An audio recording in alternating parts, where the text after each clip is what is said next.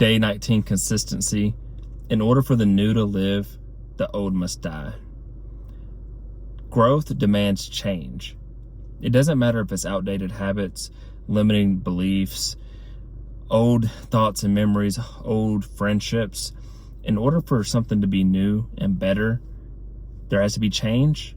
And the catalyst for change is letting go of what no longer serves you. Getting rid of these old things, whether it's, like I said, habits. It can be materialistic things. It can actually be people. Use spring cleaning as an example, since spring is upon us. What are you usually doing during spring cleaning?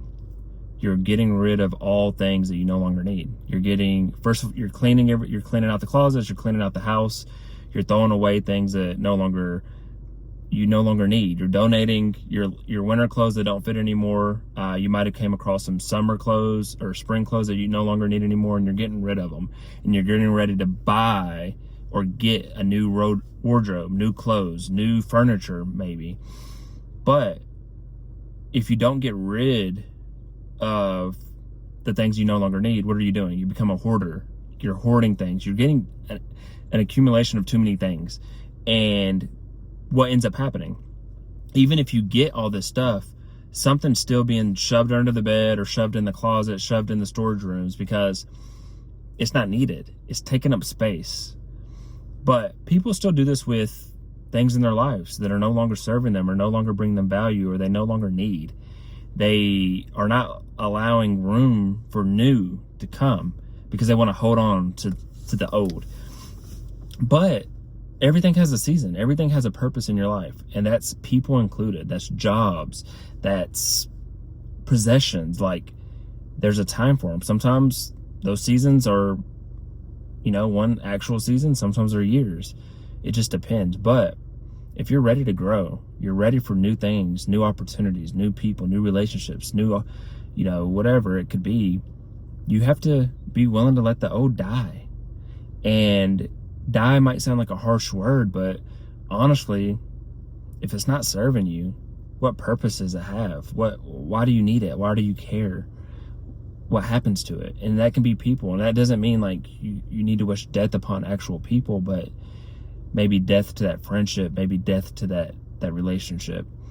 It's not bringing you anything. So why keep holding on to it? How do you know what's new and what's meant for you isn't, going to bring you new joys and make you just remember that you deserve more? I think too many times we think we deserve these things that are not good for us because we've allowed it to live so long. And that's why you have to say, this is dead to me. That doesn't mean it's physically dead, but it has to just be no longer use in your life.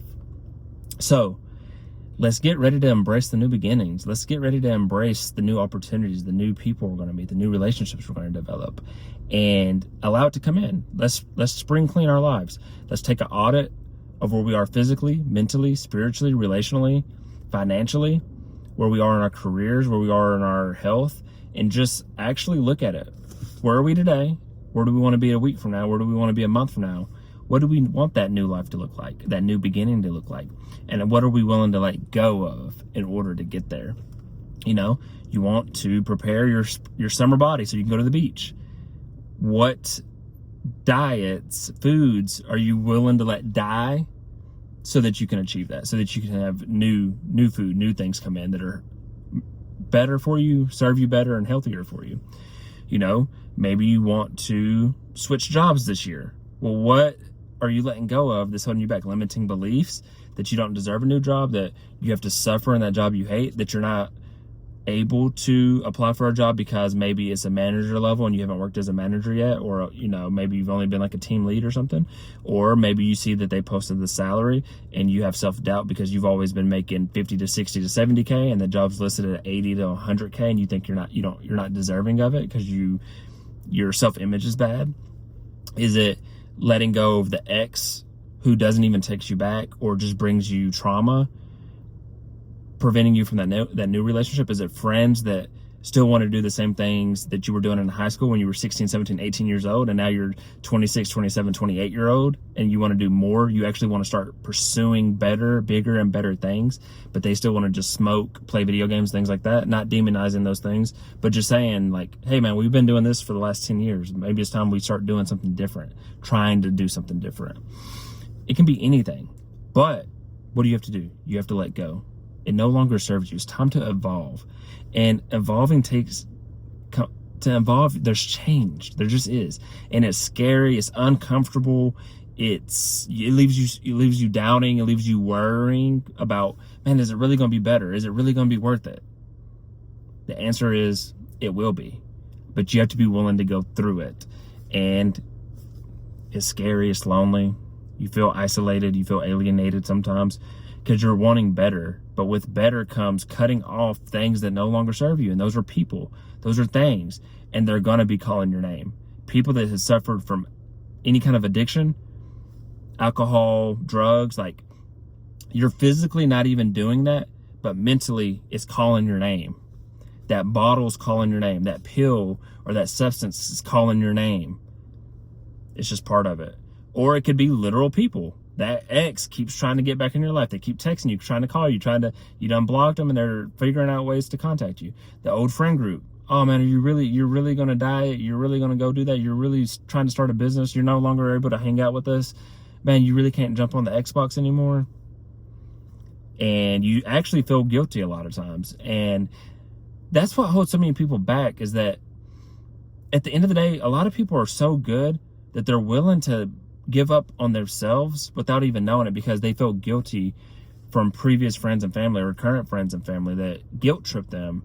And a lot of times your friends and family aren't even trying to guilt trip you. They're not honestly trying to.